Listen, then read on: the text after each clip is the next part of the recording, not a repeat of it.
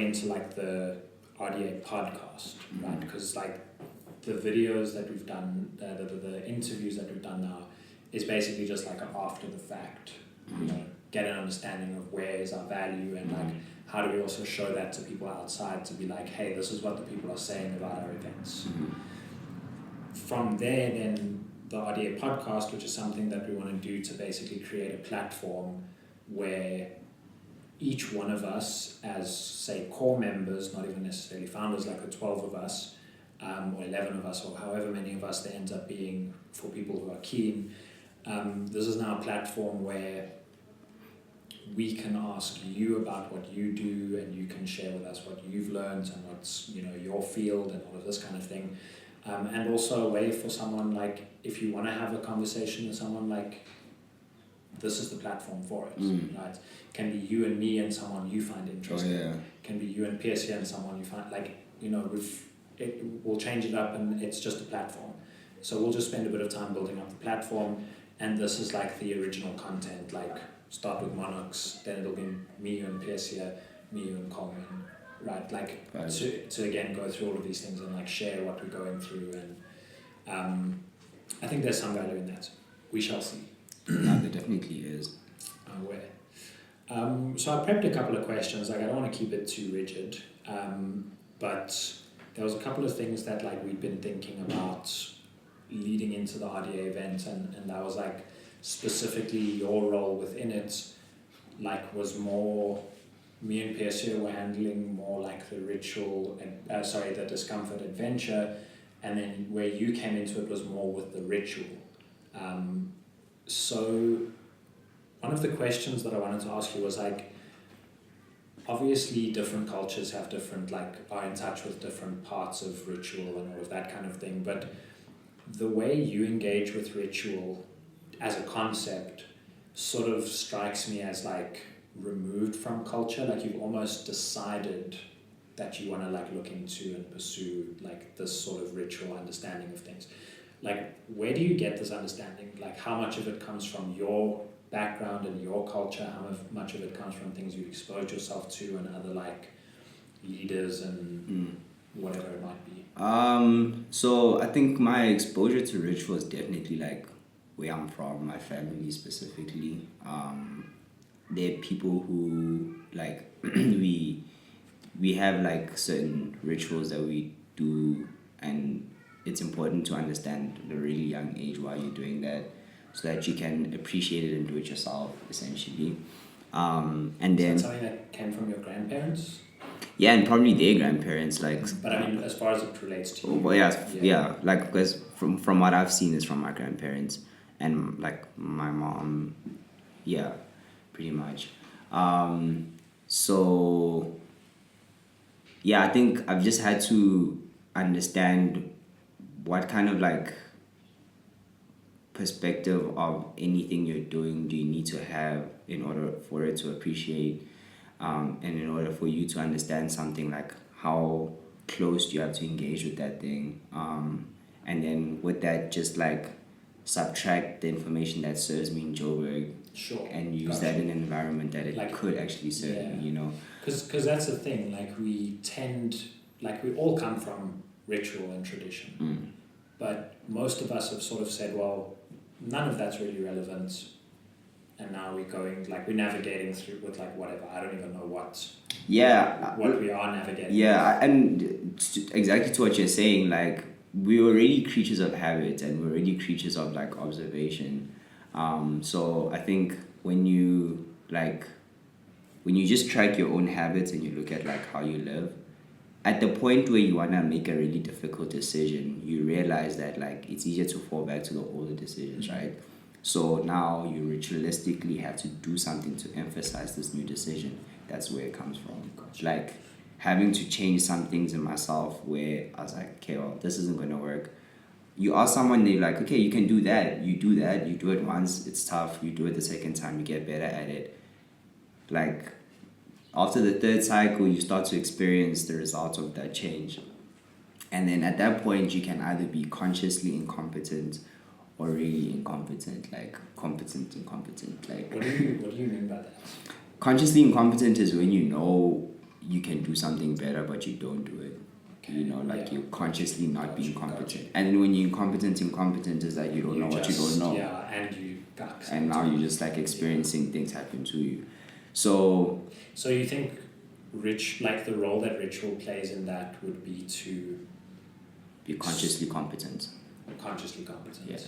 So as a way of bringing consciousness to what you're doing, in a sense. Yeah, consciousness to your abilities. Like you're living a certain life because you made certain choices. Okay. Like it wasn't a fluke. So how does ritual bring that awareness, or how has it for you, Yeah, I think because of that, like the crossroad where you want to experience change from what you know to what you don't know. When you hop on the lane of what you don't know, you also get addicted to that new stream of information. Yeah. You know, so like, let's say the ritual of art has like led me to philosophy at a level that I would have never read a book, because art just kind of compresses that, you know. Even like film, like you just screen certain films that feed what you initially started, like, you know, what you initially started, what you wanted to initially feed. Okay. I think I get what you mean. Yeah, so it just progresses in that sense. I don't know. I still hear ritual and I see people wearing like feather hats and like beating a drum. Yeah. And for the most part, which is part of it. It is part of it, but that's like an intense part of it. Yeah. Right. I think, like I say, That's living like in Joburg, I can't beat a tradition. Yeah. in the apartment block. Yeah. Like I'll have Well, you complaints. could, but maybe there's more practical ways of doing it, right? Yeah, there are, And- and there's probably like there's what that thing symbolizes, which you can Yes, do. 100%. So that's the thing, right? It's Yeah. the symbology of it. Symbol, yeah. And I think that sort of touches on how we sort of thought up the RDA philosophy as it relates to ritual, is that like ritual, for all intents and purposes, is a placebo, right? Mm-hmm. You basically like, how do I create the mindset, the desired mindset or the desired change, by going through these bunch of activities so that my brain looks at that and says, okay, now things are different, right? It's post-ritual, like the Monox, for example, like your brain now recognizes consciously or subconsciously that I've gone through this, I've experienced this, now my mind state is different. So for us, like you said, now living in Joburg, like you don't get the traditional, the traditional things are no longer as practical. But if you think about the mind space that going through those rituals puts you in, how do I now like reverse engineer it to train myself to create this mind space within myself, right? Yeah, that in itself is like, if there was a ceremony where you had to like put on like white clay on your face, when you integrate with the community, you're one of two people. One, you're embarrassed of the white clay, or you don't care because you know what the white clay over your face represents. You know what it represents. So I think it would be the same. Like you could do something that feels super silly at the beginning of your day, but it helps you. And as long as you don't care of the external environment, or you don't let it affect you in that sense, you can really like experience a life of your own ideas 100%. just by being focused on like what feelings drive you through certain ideas, you know. Like I'm sure at first when we did the Monox ceremony, I'm sure at least half of the people there thought it was silly at first. For sure, bro. But we got the results. Yeah. Right? The outcome was the same. Can you explain the concept or philosophy of Monox? So Marumo Fate means like putting your spears down, right? And this is a term that comes from like back home, where I guess after the men came from either a hunt or war, whatever the case is, before they integrated with the community, there would be a leader or shaman waiting for them on the outskirts of the village, who's gonna cleanse them before they enter the like facilitate you going from a warrior back to a being a citizen. man and a husband Yeah. and a nurturing person. Yeah. And like you often hear like in traditional ceremonies like the words cleanse. Yeah. And you're like what they'll say, like if you were to ask them, they'll be like, no, we're cleansing your spirit. Yeah. But for all intents and purposes, like not to comment on the spiritual side of things, to comment purely on the mental side of things, like you're cleansing your mind, right? You're you're washing away the person you were, and you kind of like coming back into the mental state. Yeah, and it's also it's outside of coming back into the mental state, but like the actual change in state, like 100%. The environment itself is different. The environment itself is different. Your interaction with the environment is different. Your expectations from the environment are different. So it's important to be able to like, they say like some ground is holier than others. So it's some places you have to take your shoes off. Yeah. It's the same thing that like. And again, that's just the mental thing of like, let's respect the space. Let's respect the space. It's like it's not. It may or may not be objectively holy, but if we treat it as such, then it is. Yeah, it will be. It will be. It will be. Like they said it for a reason. Yeah, exactly. Right. And as long as we all agree, then it is. Yeah, reality is like that. Like we depend on each other to like hold and enforce that reality. So I think with Marumo Fati, it's more like getting everyone on board with the war's over. Yeah. We're going back home to be loved. This is like how we started, just for context for anyone who doesn't know. This is how we started, or how we brought people in to the physical RDA space, where we were like, where our camp was, where we basically brought everyone together in a circle, and we had the like the symbol of the spear, and like, okay, the spear physically goes down. You are no longer a warrior. Whatever you were doing out there is not relevant. You come into the space, you are now a student, you're not a warrior. You're now a brother, you're not a soldier. You like whatever it is, you're not that, this is what you are. So that's kind of how we did that, and how it relates to RDA. In your mind, like why do you think people, and again, I might just be speaking from my own like cultural perspective, but why do you think people have lost touch with ritual altogether? Because it does seem like young people kind of have. No, I haven't. Young white people certainly have. Yeah, I don't think they lost touch of ritual. They're just not conscious of what ritual they practice. Okay, fair. Fair. You can hit toy every weekend and be inebriated. Yeah. That's a ritual. It is a ritual. And you're going there with the intention to like relieve stress or whatever the case is. And you create a mind space. Yeah, and you're there with other people who are essentially celebrating what you celebrate. Yeah. They're in the same vibe and same ritual that you're on. So it's not that they're not conscious. I think that it's not that there is no ritual. I think that like other things have come into space, but also like we're not in a position where we're choosing. Like we have choice, but we're not really choosing what kind of like lifestyle we want to live, or what kind of like we think we're choosing, but the rituals are being dictated to us. And to be honest, the influence is stronger than our own choice as well. Because we're not aware of it. Because we don't have that awareness. To negotiate to live the ideal life is a lot, right? Whereas if you adopt something and you can like kind of map out that trajectory, you just hop on that because it's simpler. Anytime you have to like make your own decisions, it's a harder path to carve. Definitely. So I think that like the ritual is always there. You see it all around. Like we're just not being conscious. We're just not conscious of what it is. That makes sense. So it's like before we would go to church on a Sunday. Again, one would go to church on a Sunday, but now it's Sunday afternoon and it's a braai and a rugby game or a football match or whatever.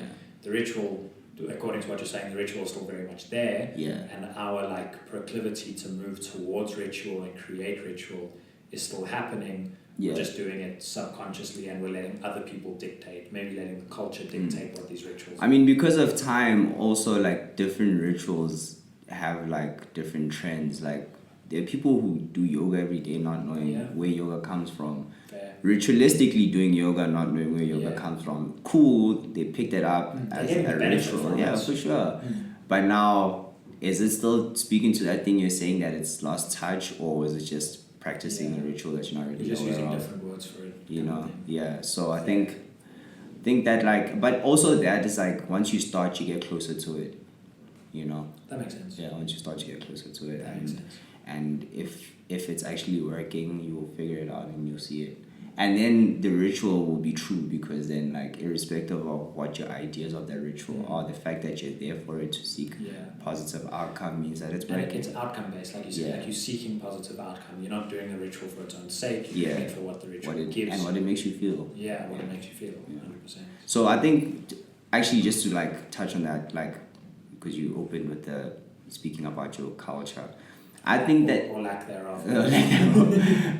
I think that like the crossing cultures is also very important, because there have been areas, especially in South Africa. Yeah, like it's super rich to interact with like a bunch of people from different cultures. And for me especially, like adopting all those different cultures is how I survive in this environment. That's kind of Joburg though, right? In a sense. Pretty much South Africa, because like everywhere you go, you're gonna be, there's like a stark contrast, and you can be on the other side as well. Yeah. You can be with the guys that are othering. You know what I mean? You can be with the guys that are, you can, like, it's so easy. You just pick up certain language, you pick up certain like traits, and you're inside. Like, you know, and being able to pick up from more cultures like that actually makes you more global than anything. It does, dude, because it's like a muscle, right? Yeah. Like if you can pick up a certain culture of a certain region in South Africa, that skill is transferable to wherever else you go. Pretty much, and you can land. Land anywhere. 100%, dude. Yeah. And also, like, I think you still, like, new cultures are born out of that. For sure. Like, if we were to say, like the two of us, for example, like we come from different backgrounds, but if we go out, like we go to Greenside, whatever, like we represent the same culture in a weird way, right? Like we went to private school, like we come from the south of Joburg, like all of a sudden now... I don't come from south of Joburg, I come from Bangay 056. You spent enough time in the south of Joburg, but it's fine. Like we all of a sudden now, even though our cultural background is very different, we now almost have created a new culture with its own slang, and like, you know, I use words that you understand, you use words that I understand, and now like there's this third culture. We made up our own words in a lot of cases, like, and now there's this like third culture that's emerged, which is in and of itself its own culture, which for me I find like super interesting, and that's part of the reason why I like Joburg, is because everyone sort of, like, there's no like normal, like white people are very quick to like do that whole white normativity thing, like anything that's not white is not normal, but aside from that, who obviously like the minority in any case, like there's no assumption of like what is normal, like whose culture is normal. It's just like we all come from different cultures, we're all in Joburg right now, and like that's what we have in common. But even that's very easy to infiltrate. Like it is, no. Yeah. But that's why, because like there's no gatekeepers. There is no gatekeeper. You get what I'm saying? And like I'll tell you now, bro. Even here in Paris, like you could afford to go sit at certain restaurants, you just won't, because of like what the culture is.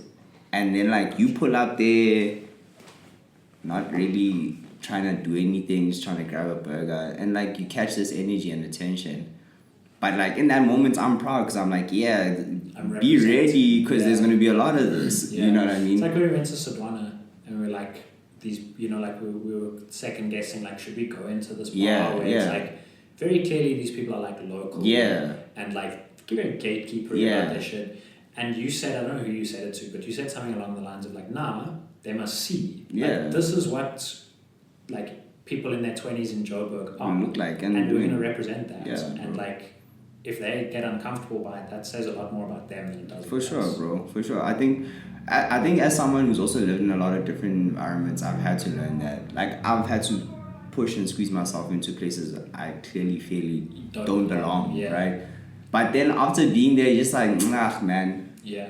I can speak to you. Why don't I belong? And then you also, like, if you've moved through enough spaces like that, you start to understand what's actually you. Yeah. Like, what am I representing? And you know what? You're inside there. Like, you won't, it's like discomfort, right? The information is in the discomfort. Like, the confidence is in going 100%. And like doing, and like I used to, I used to go to Daytona all the time, touch that Rolls Royce dog, touch that thing, touch it, don't tell me I'm poor, you don't know, touch that thing, Daytona, like, you get what I'm saying? Just to like practice that thing, because there will be an Like, you know they're opportunity. looking at you. Yeah, there will be an opportunity that you clearly fit the role, Yeah. but now you're not confident. You don't think you'll be like, nah, touch that thing, bro. You know. No, Yeah. I get that, bro. I really do. And I think like you sort of demonstrating to yourself that you believe that like, I'm the kind of person who drives a Rolls Royce. I don't have the cash to back up the statement right now, but I'm still that person. Because just waiting for the material. And that person starts with handling these stairs right here, right? Exactly. Because he wasn't always affording it. Exactly, bro. Like if you can't handle the stairs or like the sideways looks. What about the pressure, dog? Dog, what about this? What about like? You know what I'm saying? What about the petrol, dog?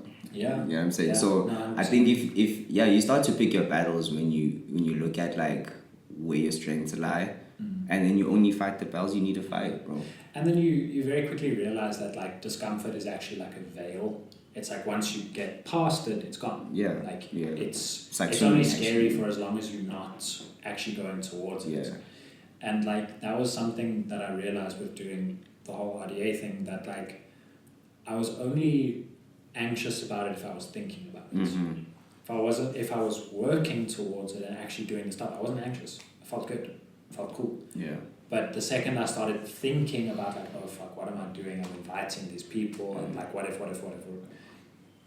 But once everything was happening and flowing, like I sort of just let go and everything just happened. Yeah. So for most of the time, 9 times out of 10, whatever's causing you discomfort, whatever's causing you anxiety, like if you just move towards it, it'll dissipate. For sure. That's been my experience. For sure, yeah. And a lot of people have echoed that. I think so too, bro. I think it's just like using your fear. I'm not gonna say don't have fears, because you're naturally gonna have fears. But use your fear. Like if you're scared, until it bites you and like chops your whole shinies off, like go closer. Go closer. And even if it does wreck you, like you're gonna recover. And it's a story, bro. And it's a story, dude. And stories are great, bro. Like, stories are great. Such a good way to bond. Yeah, stories are great. And like for the most part, like stories are how you document the experience, because a story starts off as like what's true or whatever the case is with the immediate witnesses. As it radiates, the only thing that radiates is the essence the spirit of the story. Not the facts. Not the facts. No one cares about the facts of the story, bro. But the essence of the story and the fact that it can be interpreted into so many different like scenarios and illustrations. That's what, and you want to contribute to something like that, because that's actually the teaching knowledge, and that's the information that ends once up you've extracted. Yeah. Got you. Yeah. Yeah, that's dope. Or once someone extracted something from your story, like just that scenario. 100%. Yeah. 100%. And different lessons for like each person you tell the story to might take a different. Yeah, I'm saying. lesson, moral from it. Yeah. So you wanna be a part of like the stories being made. Yeah. Around crazy shit, especially. Definitely. It's like I remember when we like were on our way to Sedona and we took that back road to Jacini, and like we were Got lost for 4 hours. Got lost for 4 hours, this close to getting stuck in the mud, and like I'm busy inspecting this puddle, and I look back and this guy's filming me. I'm like, dog, now is not the time. But in actual fact, that was the only time. That was the perfect time. because like now in hindsight, now we have video of being like, yo, look where we were, like how lost we were. Like now it's a story. Yeah. And like we're in I love it. Like that was the thing that Alec kept saying over and over again. That like that's Tip-Off has at least 9 people in it. That's a Runnex got another 10. There's a Jets has got 7. Like Alec kept saying, to the point where I was like, bro, I fucking get it, but it was valuable that he was saying it. Like every turn, like every time something fucked up, he would be like, it's gonna be a story. And it was. That's exactly what it was. Like I don't remember the discomfort of being stressed. I remember the story, which is cool. So I think like, that's maybe a lesson to all of us to just like move towards things, because worst case, you're gonna get a good story, I guess. For sure. And I think that like for the most part, especially for people who don't think they're creative, or people who don't consider themselves like creatives in that sense, like it doesn't have to be your occupation, but you can think about like how you're creating your identity and how you're creating your story for people to remember you, your legacy, like all of that. Like it's a creative process, and it's best told through story. Got you, bro. That's dope. I like that. we sort of touched on everything pretty organically. There was one specific question that I wanted to ask you, and like I wouldn't be surprised if you didn't have an example off the top of your head, but I'll ask it anyway. Like, specifically, is there like a ritual or a tradition that Black people have, and that's like, there's no like Black culture obviously, but like, is there a tradition maybe that comes from specifically Tswana culture or just general African tradition that, for example, white people could benefit from? Benefit from? Yeah, like a tradition that's practically useful. So many. That's just one example, bro. I think one, it's not a ritual. I think sometimes things happen in practice, and then like we were saying, the state that you're in also helps. But I think being close to people who don't have a whole lot, like not on an orphanage level, but like not on a poverty porn level. Yeah, but like being close to people who don't have a lot really drives you to build with intention and build to share, not which waste. Which comes to like a more of like a, I think socialist is a political term, but like a more sharing and caring type of like community oriented. Yeah, like Ubuntu. Gotcha. That's one. Another one is also just being at the bottom of the food chain for a little bit. Like that's something that can sharpen you. So these are not necessarily rituals, more of just like environment and where you put yourself. And the ritual that comes about from being in those spaces. Okay, true. You know, like, because I guess the ritual in saving, the ritual in being mindful, to this new point of, what is it? What was I saying? I don't know which point you're referring to. The second point.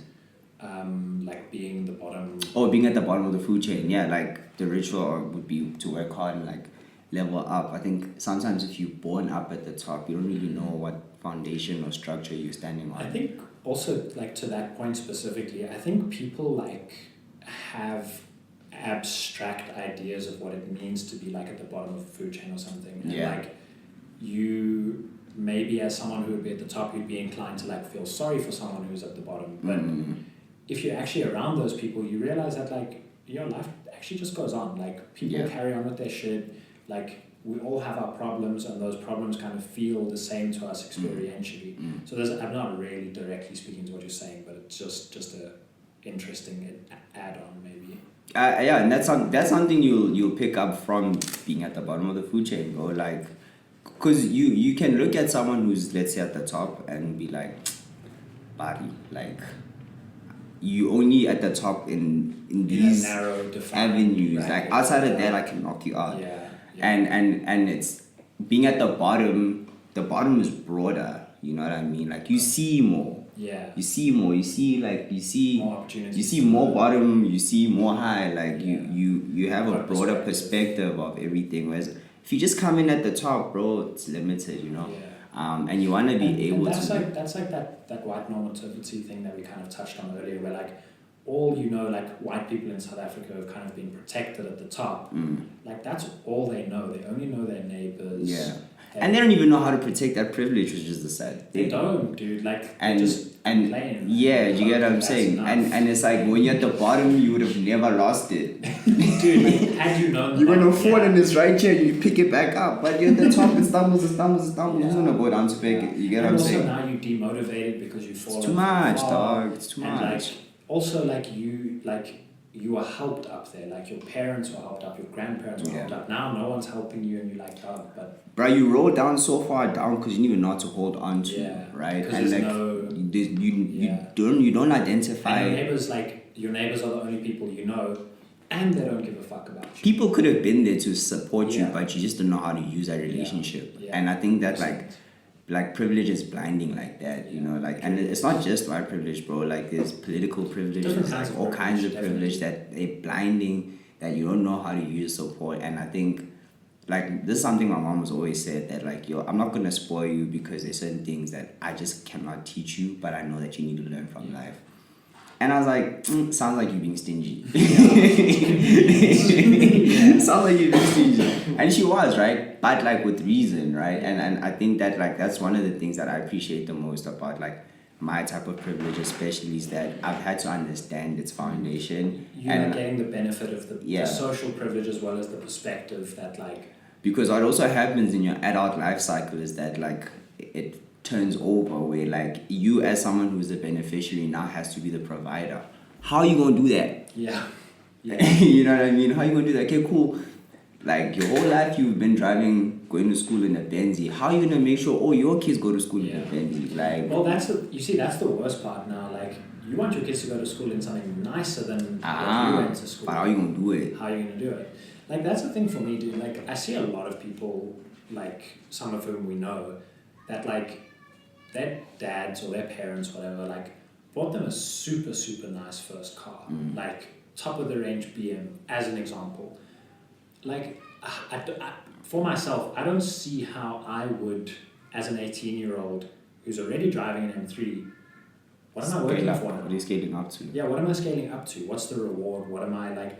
I think that's a horrible thing to do to It is. I think so too, bro. I think like my dad also said this, like, and he's like, I'm not leaving my kids with anything, and he didn't leave us with anything. but he just one thing he always said was like, you're only successful if like your stoop is bigger than your mom's stoop. Yeah. And that's the thing, humans always want to progress. Like, it actually doesn't matter if you're coming from a shitty position. Yeah. As long as you're getting gradually better. Yeah. But also, I think his sentiment was like, don't be giving up. Don't be making anyone inherit anything. Yeah. Like, make them work, bro. Make them work, I agree, dude. Make them work. I think you can inherit, like, especially ideas. Yeah. Yeah, you can inherit ideas. Definitely. And but I don't think, like, it should be, like, there shouldn't be, like, a 21 unlocks 3 million. No. Who's that helping, bro?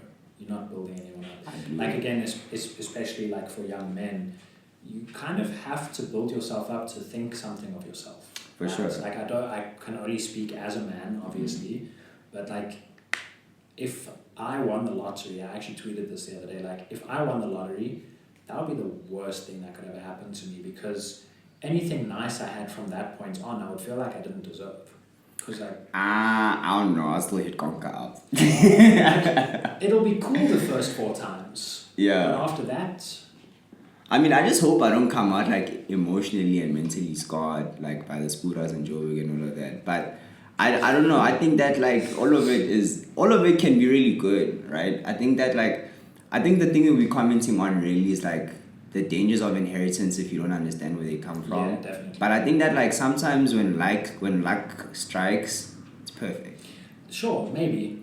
Like for me personally, I don't think it would help me very much. Like maybe, I don't know, maybe. But anyway, aside from that, like just to touch on the inheritance thing, like we all inherit stuff. Some of us inherit bad things. Mm-hmm. Some of us inherit like non-tangible ideas and concepts and connections. You know, like you're still your dad's son, and you can still go to your dad's friends today and be like, yo, you remember my dad? I need some help. Like, do you know someone? Like, you're still inheriting something. And like those the non-tangibles that you inherit have value that will constantly pay.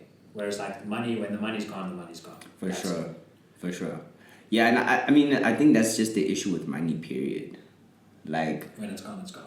When it's gone, it's gone, but also you don't always know how to get it back. Yeah, that's the thing. Right, you can work every day, you don't know how to get it back. And not only do you not know how to get it back, but now you have a chip on your shoulder because you used to have it. Yeah. And you don't want people to know you don't have money. So now you're doing these things that like trying to put the image across, and now you spend more time working on making people think you have money than you do actually getting money. Yeah.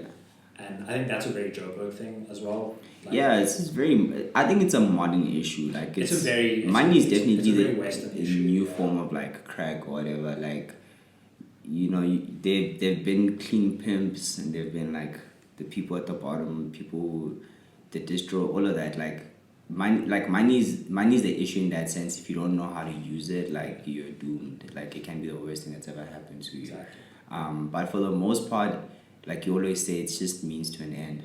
Exactly. Like if you need something, whether you have money or not, you can still get it. Go to Daytona, touch the rolls, one day it's yours. Just to like bring it back to that, like, because we sort of touched on like we on our own, like without any guidance of like some shit I wrote, like got to the point of realizing that like those cultural connections are very important.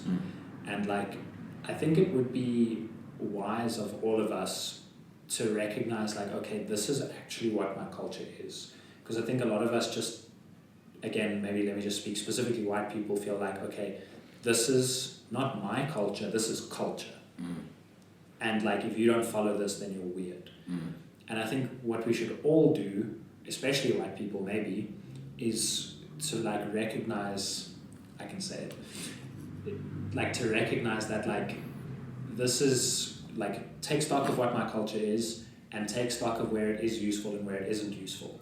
And like the thing that I've noticed is that we don't have those kind of rituals that like black people in general do kind of have. And I would like to like have some sort of, if I was to have kids, I would like them to have some kind of ritual and not tradition, because tradition implies that it's old, but like a rite of passage, for example. Like most, to my knowledge, like most African tribes have rite of passage ceremonies, whether it's a circumcision or like whatever the case is.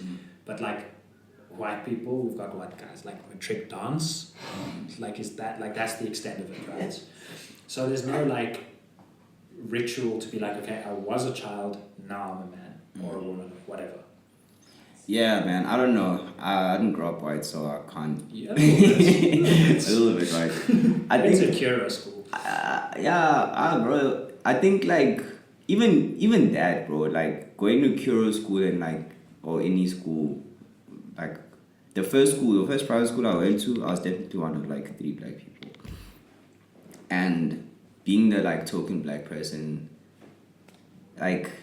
It just helps you identify, I guess, a lot faster. Yeah. And I think that like even in that identity, I could see the different discourses amongst the people, amongst my peers, and I just came home. Like I only came to like what I understood, and I only like, I mean, if you're having a situation where you're having a weird interaction with the teacher, you don't know if it's racist or not, and your mom tells you thick history about like what racism is, you go there and you have to like give that person 2% of what you actually know. Like that does something to you, you know. Like you always, I think that like a lot of culture is dumbing it down, you know, and dumbing the information down. Bite-sized chunks. Bite-sized, like being palatable.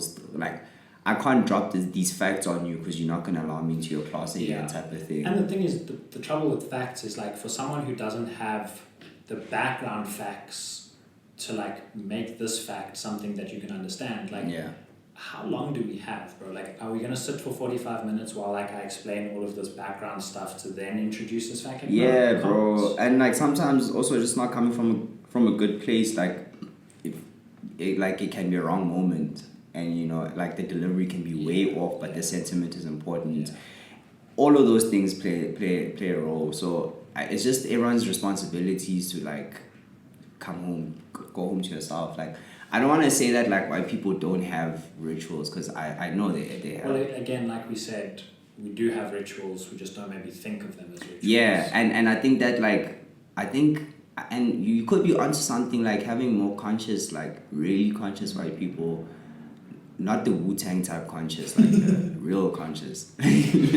Like do what you feel, like do what you intuition tells you to do, because you also have ancestors and they had aspirations for you to be in a position you're in, and you find that a lot of the times their aspirations could have been for you to interact with cultures that they might not have been exposed to as a manifestation, right? Like or like how can you engage with other cultures and draw strength from them to reinforce your own culture. Your own like how do you strengthen your own gene, right? Like strengthening your own gene, it could be that white on white, but it could also be like a little bit of that touch, a little bit of that, because then it's like what information is your offspring gonna live around, right? And like what kind of environment are they living in, and how do they survive based off of what you left behind?